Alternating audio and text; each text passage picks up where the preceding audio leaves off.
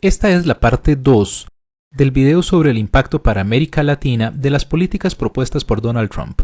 En la primera parte hablamos básicamente del tema comercial y vimos cómo básicamente el tema de México se relaciona con el volumen, o sea, la importancia que representa México para la economía norteamericana y que esa relación comercial es superavitaria para México y deficitaria para Estados Unidos. Que Trump no ha hecho mayor referencia a ninguna de las otras economías de América Latina, pero que para todos los demás países la relación comercial es muchísimo más pequeña y además es superavitaria para Estados Unidos, mientras que es deficitaria para los demás países, prácticamente todos. Ahora, ¿qué pasa por el lado de la inversión? Cuando hablamos de la inversión tenemos aquí un componente importante que es la inversión extranjera directa. Aquí vemos en esta gráfica obtenida de la CEPAL cómo la inversión extranjera directa ha venido aumentando a lo largo del tiempo, tanto si la vemos en su monto como en porcentaje del Producto Interno Bruto.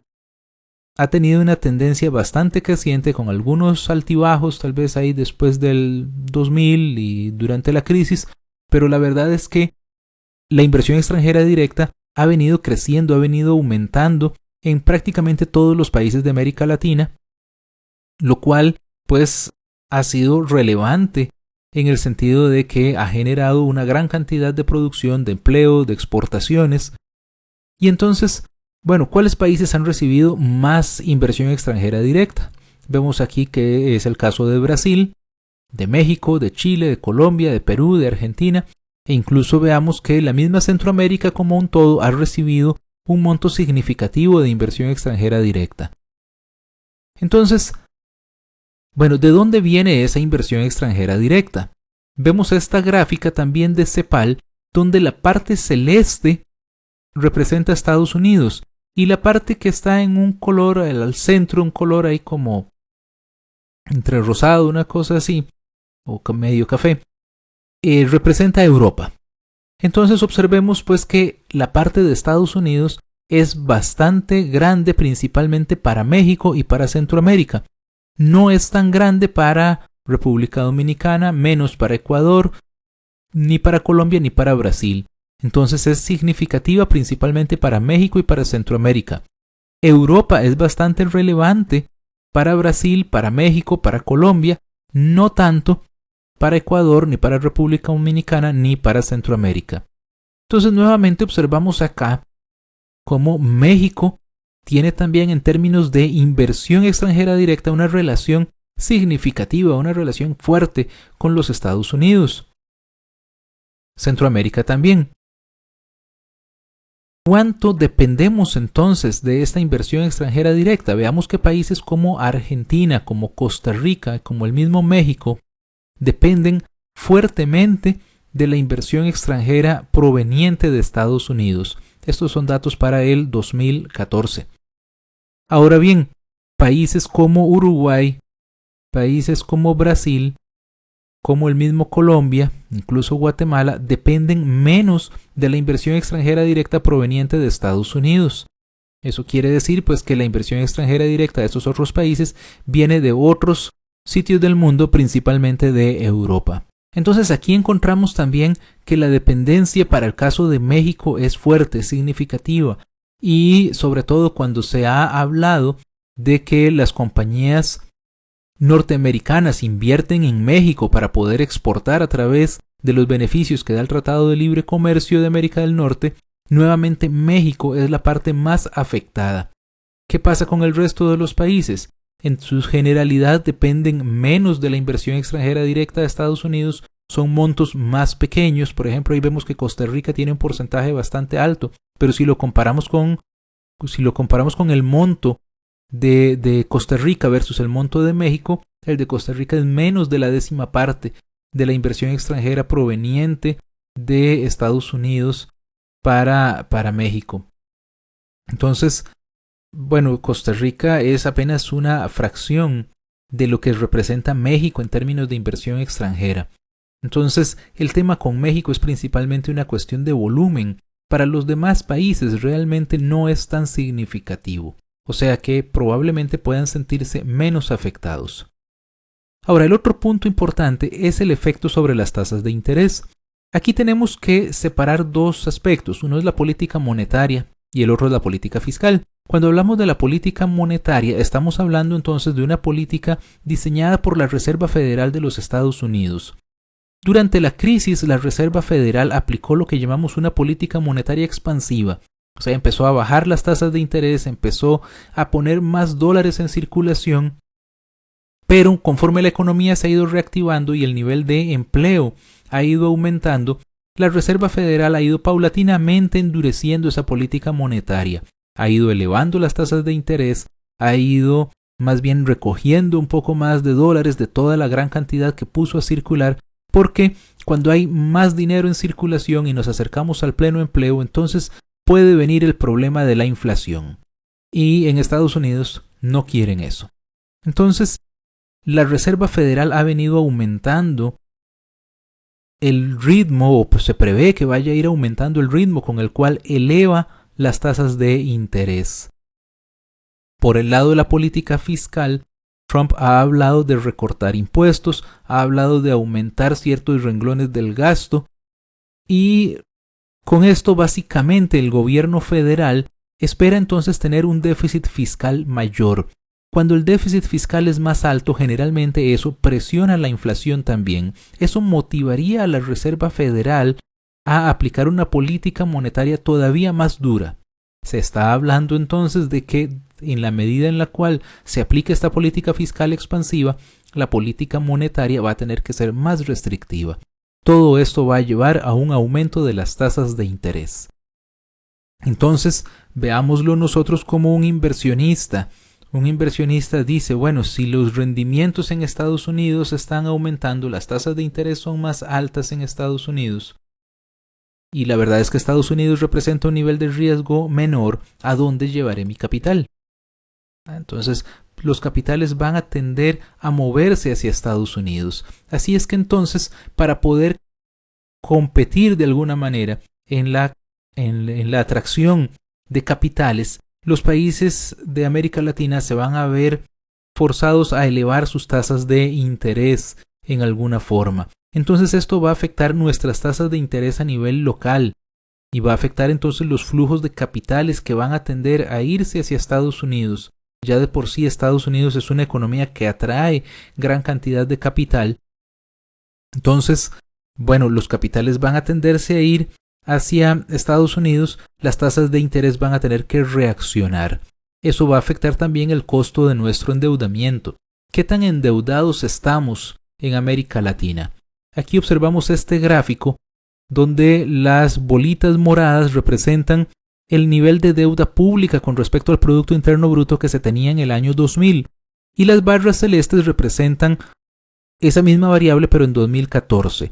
Vemos que la mayoría de los países de América Latina están menos endeudados hoy, o estaban menos endeudados en 2014 de lo que estaban endeudados en el año 2000. Eso es positivo para los países de América Latina. Hay algunas excepciones. Vemos que Brasil tiene un nivel de deuda muy similar y es un nivel de deuda relativamente alto. El Salvador está más endeudado recientemente, Uruguay, Costa Rica, México también, vemos que México tiene debilidad también en ese sentido y algunos otros países se han endeudado un poco más. Entonces, bueno, la parte de la deuda se va a empezar a encarecer esta deuda, principalmente entonces la deuda externa. ¿Cuáles países tienen más deuda externa? Aquí vemos pues que Nicaragua, Panamá, El Salvador, Uruguay tienen un nivel de deuda externa bastante alto, no así el caso de México. Esa es entonces una cierta ventaja para México. Su gobierno va a tener un poco más margen de acción, su endeudamiento no es tan alto y externamente no tiene un nivel de deuda muy elevado. Ahora, no solamente el sector público se endeuda, también el sector privado. Cuando vemos aquí, por ejemplo, la deuda privada versus la pública, nos encontramos que algunos países su sector privado está altamente endeudado externamente. Cuando hablábamos ahora de que los flujos de capital van a tender a irse hacia Estados Unidos, eso también va a impactar el tipo de cambio. Ya se ha empezado a observar que la mayoría de las monedas latinoamericanas se han empezado a devaluar y eso probablemente va a continuar. ¿Y a quiénes les va a afectar más? Bueno, los que tengan mayor deuda externa. Entonces, por ejemplo, el sector privado chileno que está más endeudado le va a afectar. Al sector público argentino le va a afectar más, igual que al sector público uruguayo. En la medida en la cual pues estén endeudados externamente, la deuda externa se paga en moneda extranjera, se paga en dólares y por lo tanto la mayor tasa de interés, al igual que el mayor tipo de cambio, les va a afectar más a estos países. El balance en cuanto a diferentes factores. Aquí he agregado lo que analizamos del comercio, donde claramente tal vez el país más afectado de todos es México.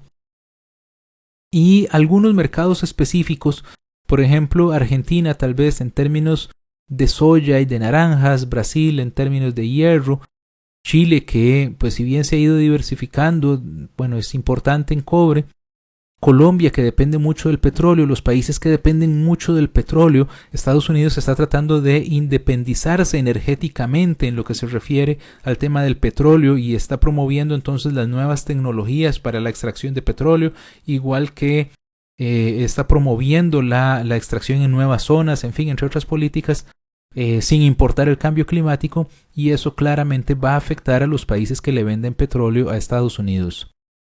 En el tema de las inversiones vimos pues que tal vez ahí el más afectado podía ser México. Los demás países no es que se beneficien, sino que tal vez les afecta menos. En cuanto al endeudamiento, vimos por ahí algunos países que están más endeudados que otros. Y aquí agregamos el tema de las remesas. Algunos países dependen más de las remesas provenientes de Estados Unidos. Principalmente los países de América Central, El Salvador, Guatemala y Honduras, y el mismo México. En temas de seguridad, podrían ser también vistos El Salvador, Guatemala, Honduras y México, vistos por Estados Unidos como más peligrosos, en el sentido de que hay muchísimos centroamericanos y mexicanos que pertenecen a maras, que pertenecen a pandillas y que igual, bueno, Trump los ha considerado a ellos como gente peligrosa, a pesar de que, bueno, ese es un problema tal vez que debería ser visto de otra manera. En términos de migración tenemos una situación similar. Vemos entonces claramente que México es el país más afectado, que hay otros países con diferentes niveles de afectación y que México y tal vez Cuba son casos totalmente aparte. La mayoría de los países de América Latina podría esperarse un nivel de impacto medio. Algunos países que tienen menos relaciones con Estados Unidos, el caso tal vez de Uruguay, de Paraguay, de la misma Argentina, Chile, pueden ser países que se van a ver menos afectados por esta situación. América Latina se enfrenta entonces ahora a pensar en otras opciones. Aquí tenemos las mismas gráficas que vimos en el video anterior, pero ahora con respecto a China. Recordemos que las barras que tenía México con Estados Unidos eran muy gruesas, o sea que había un gran volumen de comercio. Vemos que son delgadas en México con respecto a China, pero también son delgadas para Chile, para Brasil, para Argentina. O sea que ahí hay un mercado potencial importante para el cual los países de América Latina pueden empezar a explorar, tanto en términos de exportaciones, tanto en términos de turismo, e igualmente, bueno, Europa es una alternativa, siempre sigue siendo Japón una alternativa, Corea del Sur es otra alternativa, en fin, hay una gran cantidad de mercados para los cuales América Latina puede empezar a ver sus ojos y que la diversificación contribuye a disminuir este tipo de riesgos. Muchas gracias por su atención. Le invitamos a suscribirse en nuestra página de Facebook, a darle me gusta a este video y a suscribirse en nuestro canal de YouTube y visitar nuestra página www.auladeeconomia.com. Muchas gracias.